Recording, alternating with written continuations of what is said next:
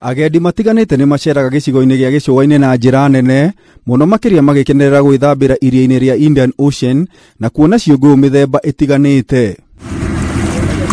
Tiga ikeno mai-ini ma Indian Ocean kilomita 90 kuma kaunti-ini ya Mombasa ni kuri kiguciririo kia agendi kiria ni matigari ma tauni ya Gede ira yakirwo makiria ma miaka magana matandatu na igicoka igitiganirio ni ruriri rwa thweri.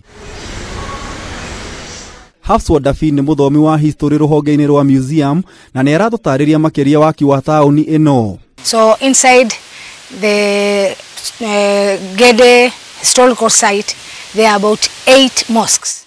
It's called the Great Mosque because it is the only mosque which have been found the 3 walls standing. This was a place where the king used to meet his people. If there is any meeting, this is the place where he used to meet them. Right, and we've got it has got a well. This is a well for the palace use. So this is the palace. Outside the palace, you'll find that there are 2 stone benches. These are 2 stone benches whereby the guard for the palace used to stay here. There is a very queer feature here, right? This used to act as air condition. Now this is the laboratory. And the pots have to be used to be hung here for water. There's a part where a clay pot used to be kept here and kept water for cooling. So it acted as a refrigerator, acted as the bank. Because before we never used to have currency. People used to use cowrie shells. Tauni ino ya thweri yekaragwo ni itangana andu a dini ya Githiramu na ni kuringana na miako itiganite na nyumba cia ihoero. It was given the name of fluted pillar because of the shape. It looked like a flute. So this type of tombs are normally not found here. These ones are found in hematic groups. So they are normally found in Madagascar, Somalia. So it is believed that the person who is buried here should be a Gala.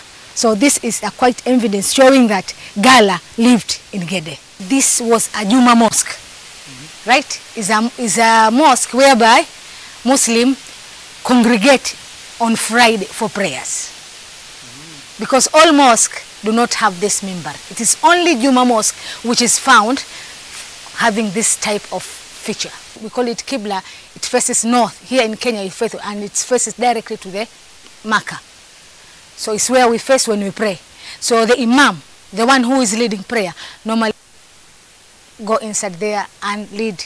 And we'll find that it is hollow. Ona yakitwo na ikairigwo na thingo nene na numu, aikari a tauni ino ni mamitiganirie miaka-ini ya 1989 ni undu wa haro kuma kuri thu ciao na itumi ingi ta uria Hafso aratariria. So this tomb could be the tomb of the first king.